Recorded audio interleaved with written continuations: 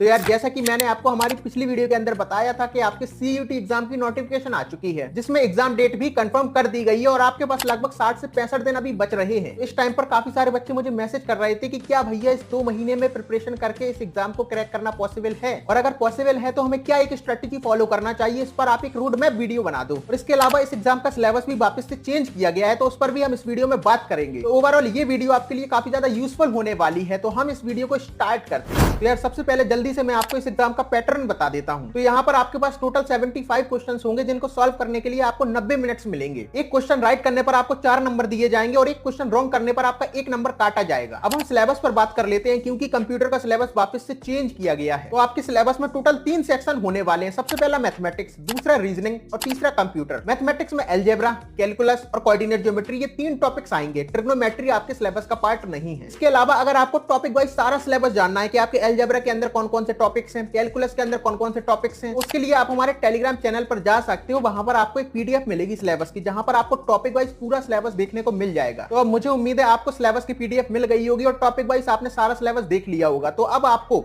Mathematics और reasoning का syllabus तो समझ में आ गया होगा। इसके अलावा जो आपका कंप्यूटर है, कंप्यूटर के अंदर डेटा स्ट्रक्चर, ऑपरेटिंग सिस्टम और डिजिटल फंडामेंटल आपके सिलेबस का पार्ट है। जो आपका कंप्यूटर नेटवर्क्स और डीबीएमएस ऐड किया गया था, उसे वापस से हटा दिया गया है। और मैंने आपसे हमारी पिछली वीडियो के अंदर भी ये बात बोली थी कि वापस से वही सिलेबस कर दिया जाएगा जो आपका लास्ट ईयर सिलेबस था। तो जो सिलेबस आपका लास्ट ईयर था, वापस से वही सिलेबस कर दिया गया है। तो अब आपको सिलेबस को लेकर जो भी कंफ्यूजन थी वो सारी दूर हो गई होंगी। अब यहाँ पर बात आती है कि क्या 2 महीने में प्रिपरेशन करके इस एग्जाम को क्रैक करना पॉसिबल है। तो इसका सिंपल सा आंसर ये रहेगा कि ये स्टूडेंट टू स्टूडेंट डिपेंड करता है। अगर आप एक एवरेज स्टूडेंट हो तो हाँ आपके लिए पॉसिबल है, लेकिन अगर आप एक बिलो एवरेज स्टूडेंट हो तो शायद आपके लिए पॉसिबल नहीं होगा। या अगर आप एक ऐसे स्टूडेंट हो जिसके बेसिक्स बिल्कुल भी क्लियर नहीं है, जिसने 9th 10th या 11th 12th में भी अच्छे से मैथ नहीं पढ़ी, तो उनके लिए इस 2 महीने में प्रिपरेशन करके पॉसिबल नहीं है। जब मैं ये कह रहा हूं कि बिलो एवरेज स्टूडेंट के लिए पॉसिबल नहीं है, तो उसका मतलब ये है कि अगर कोई एक ऐसा बच्चा है जो 7 दिन एक टॉपिक आराम से पढ़ता है, अच्छे से पढ़ता है, अपनी पूरे डेडिकेशन के साथ पढ़ता है, लेकिन उसके बाद भी जब वो वीकली टेस्ट देता है तो उसके अंदर उसके 50 में से उससे 30 क्वेश्चन भी नहीं बनते, तो उसका ब्रेन इतना कैपेबल नहीं है जो 2 महीने में पढ़ के इस एग्जाम को क्रैक कर पाएगा। तो अब मुझे उम्मीद है आपको आंसर मिल गया होगा कि इस 2 महीने में प्रिपरेशन करके पॉसिबल है, लेकिन सबके लिए पॉसिबल नहीं है। अगर आप एक एवरेज बच्चे हो या एवरेज से ऊपर वाले बच्चे हो तो आपके लिए बिल्कुल पॉसिबल है। अब कैसे आपको प्रिपरेशन करनी है उस पर हम बात कर लेते हैं। अब आपके पास लगभग 60 से 65 दिन बच रहे हैं, तो आपके पास टाइम काफी ज्यादा कम है। तो अब आपको मिनिमम 8 घंटे तो पढ़ाई के लिए देने होंगे। अब इन 8 घंटों को कैसे आपको यूटिलाइज करना है वो मैं आपको बता देता हूं। तो अब हम एक एक करके सब्जेक्ट की बात करते हैं। तो सबसे पहले हम बात करते हैं रीजनिंग की। तो एक तो इसका वेटेज कम है, दूसरा इसका सिलेबस उससे भी ज्यादा कम है। टोटल इसमें आपके 7 से 8 टॉपिक्स होने वाले हैं। तो अगर आप डेली 1 घंटा रीजनिंग को देते हैं तो 15 दिन के अंदर आप रीजनिंग का सारा सिलेबस कवर कर लोगे। अब कुछ बातें हैं जो मैं आपको साथ के साथ बताता जाऊंगा, तो वो भी आप याद रखना। उसमें से आपको एक चीज ये याद रखनी है कि इस टाइम पर अब आपको कोई भी बुक सॉल्व नहीं करनी। तो अब आप कहोगे भैया हम क्वेश्चंस की प्रैक्टिस कहां से करें। तो क्वेश्चन की प्रैक्टिस करने के लिए आपको सीट्स के क्वेश्चन सॉल्व करने हैं जो आपको कोचिंग से मिलते हैं। चाहे आपने टेस्ट सीरीज ले रखी हो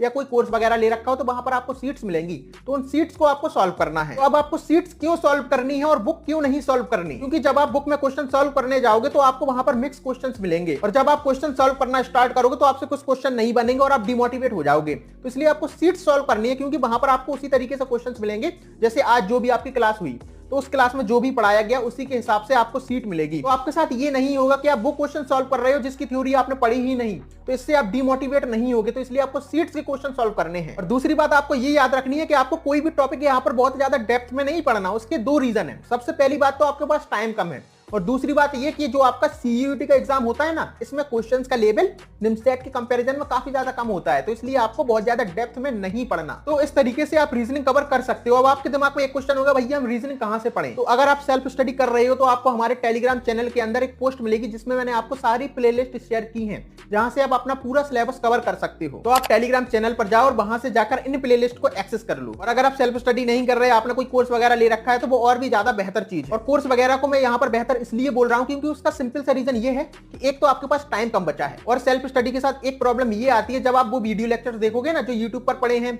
या जो मैंने आपके साथ टेलीग्राम पर शेयर किए हैं, तो वहां पर आपको कंप्लीट कुछ नहीं मिलेगा, क्योंकि जो निमसेट की कोचिंग्स है वो केवल बहुत कम कंटेंट डालती हैं, वो कंप्लीट नहीं पढ़ाती, क्योंकि उनका पर्पज वहां पर आपको पढ़ाना नहीं होता। यूट्यूब चैनल पर वो केवल इसलिए वीडियोस डालते हैं जिससे आप उनकी कुछ वीडियोस देखें, आपको अच्छी लगे और उसके बाद आप उनका कोर्स परचेज कर लें। तो आपको वहां पर एक तो कंप्लीट कुछ नहीं मिलेगा, और दूसरी बात आप दूसरे चैनल्स की वीडियोस देखोगे तो वहां पर प्रॉब्लम ये है कि आप सीयूटी एग्जाम की प्रिपरेशन कर रहे हो और उस वीडियो में कुछ चीजें ऐसी होंगी जो एक्स्ट्रा होंगी, जो आपके एग्जाम में नहीं आने वाली, और कुछ चीजें ऐसी होंगी जो नहीं पढ़ाई जाएंगी, जो आपके सिलेबस में आने वाली हैं। तो इससे काफी ज्यादा प्रॉब्लम हो जाती है। अगर आप सेल्फ स्टडी कर रहे हो तो आप कर सकते हो, कोई गलत बात नहीं है, लेकिन काफी ज्यादा आपके लिए टफ हो जाता है और टाइम कम होने की वजह से तो और भी ज्यादा टफ हो जाता है। इसलिए यहाँ पर मैं आपसे कहूंगा कि आप एक कोर्स परचेस कर लो, क्योंकि इस टाइम पर जब आपके पास टाइम कम बचा है तो यहाँ पर आप बहुत ज्यादा अपना टाइम खराब नहीं कर सकते। आपको केवल अपना पूरा फोकस पढ़ाई पर होना चाहिए। आपका फोकस इस चीज पर नहीं होना चाहिए कहां से मुझे ये वीडियो लेक्चर मिल जाए, कहां से मुझे ये सीट मिल जाए।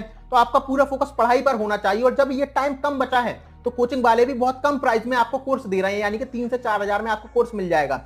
तो आप आराम से जाओ और वो कोर्स परचेस कर लो। मेरा पर्सनली आपको ये सजेशन रहेगा, यानी कि आप बहुत ज्यादा अपना टाइम अगल बगल यहाँ बाकी की चीजों में खराब नहीं करोगे और अपनी प्रिपरेशन बेहतर कर पाओगे। और अगर आपको कोर्स लेने में थोड़ी सी भी कंफ्यूजन है कि मैं किस कोचिंग का कोर्स परचेस करूं, तो उसके लिए आप मुझे मैसेज कर सकते हो। आपको मेरा व्हाट्सएप नंबर डिस्क्रिप्शन में मिल जाएगा। अब इसके बाद हम बढ़ते हैं कंप्यूटर सेक्शन की तरफ। तो आपके कंप्यूटर सेक्शन में 3 सब्जेक्ट है। एक आपका डेटा स्ट्रक्चर है, दूसरा आपका ऑपरेटिंग सिस्टम है और तीसरा आपका डिजिटल फंडामेंटल है। तो आपके टोटल 3 सब्जेक्ट्स हैं और इन 3 सब्जेक्ट को आपको दिन के 3 घंटे देना है। यानी कि आप ऐसा भी कर सकते हैं कि पहले आप एक सब्जेक्ट खत्म कर लो, डेली 3 घंटे एक सब्जेक्ट पढ़ो, जब एक सब्जेक्ट खत्म हो जाए तो आप दूसरा सब्जेक्ट पढ़ो। लेकिन मेरा आपको पर्सनली सजेशन ये रहेगा कि आप तीनों सब्जेक्ट एक घंटे पढ़ो, क्योंकि आपकी उससे ये प्रॉब्लम नहीं आएगी कि मान लो आपने ऐसा किया कि एक सब्जेक्ट आपने पहले खत्म किया पर आपने दूसरा पढ़ना स्टार्ट किया, तो फिर आपको यहाँ पर बहुत ज्यादा रिवीजन की जरूरत पड़ेगी, क्योंकि आप जब आप दूसरा सब्जेक्ट पढ़ोगे तो आप पहला भूल जाओगे। तो इसलिए डेली एक घंटा आप तीनों सब्जेक्ट को दीजिए।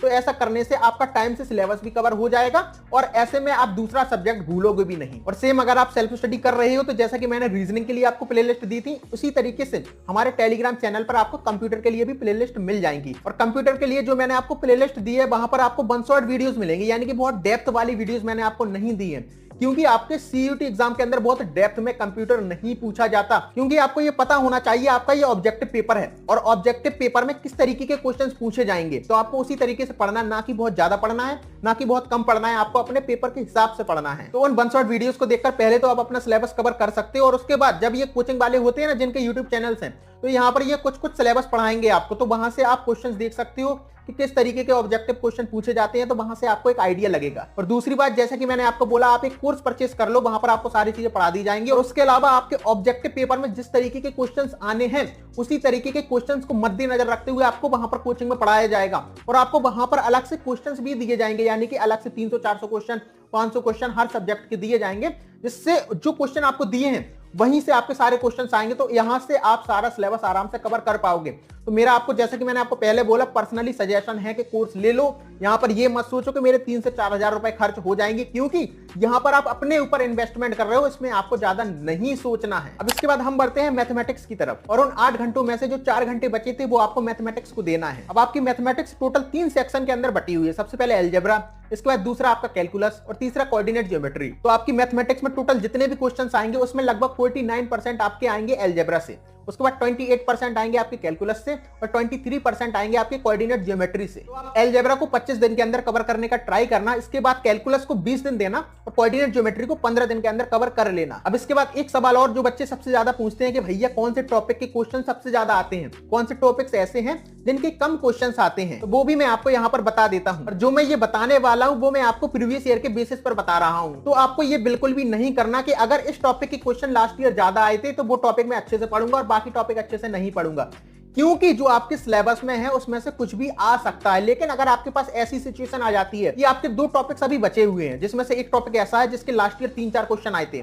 और एक टॉपिक ऐसा है जिसका 1 क्वेश्चन आया था, तो उस टाइम पर आप उस टॉपिक को पढ़ सकते हो जिसके ज्यादा क्वेश्चन आए थे। लेकिन अगर आप सिलेबस कवर कर रहे हो तो आपको अपने दिमाग में एक सिंपल सी चीज ये रखनी है कि आपको सारा सिलेबस कवर करना है। अलजेब्रा में quadratic, matrix, inequality and PNC, calculus में कंटिन्यूटी और इंटीग्रेशन, कोऑर्डिनेट ज्योमेट्री में स्ट्रेट लाइन और सर्कल। तो ये टॉपिक्स ऐसे हैं जिनके ज्यादा क्वेश्चन आते हैं। उसके अलावा कुछ टॉपिक्स ऐसे हैं जिनके लास्ट ईयर एक भी क्वेश्चन नहीं आए थे। अलजेब्रा में लॉगरिथमिक और डिटरमिनेंट, और कैलकुलस में डिफरेंशिएबिलिटी, डिफरेंशिएशन, डिफरेंशियल इक्वेशन। ये कुछ ऐसे टॉपिक्स हैं जिनके लास्ट ईयर एक भी क्वेश्चन नहीं आए थे। लेकिन अगर आपके पास टाइम बचा है तो आपको इन टॉपिक्स को भी कवर करना है, क्योंकि हो सकता है इस साल इनके भी क्वेश्चन आ जाएं। तो आप मैथमेटिक्स भी इसी तरीके से कवर कर सकते हो। और अगर आपको वीडियो लेक्चर चाहिए, अगर आप सेल्फ स्टडी कर रहे हो, तो हमारे टेलीग्राम चैनल पर चले जाओ, आपको प्लेलिस्ट एक सीक्वेंस में मिल जाएंगी, तो आप वहां से मैथमेटिक्स कवर कर पाओगे। तो आई होप अब आपको सारा कुछ समझ में आ गया होगा कि कैसे आपको इन 2 महीने को यूटिलाइज करना है और कैसे अपना सारा सिलेबस कवर करना है। और आपने अगर अभी तक कोई भी टेस्ट सीरीज नहीं ली है और अगर आप सेल्फ स्टडी कर रहे हो, आप कोर्स वगैरह अफोर्ड नहीं कर सकते, तो आप कम से कम एक टेस्ट सीरीज जरूर ले लेना, क्योंकि टेस्ट देना काफी ज्यादा जरूरी होता है। और अगर आपको टेस्ट सीरीज को लेकर थोड़ी सी भी कंफ्यूजन है कि मैं किस कोचिंग की टेस्ट सीरीज लूं, कौन सी टेस्ट सीरीज मेरे लिए ठीक रहेगी, तो उसके लिए आप मुझे मैसेज कर सकते हो। आपको मेरा व्हाट्सएप नंबर डिस्क्रिप्शन में मिल जाएगा,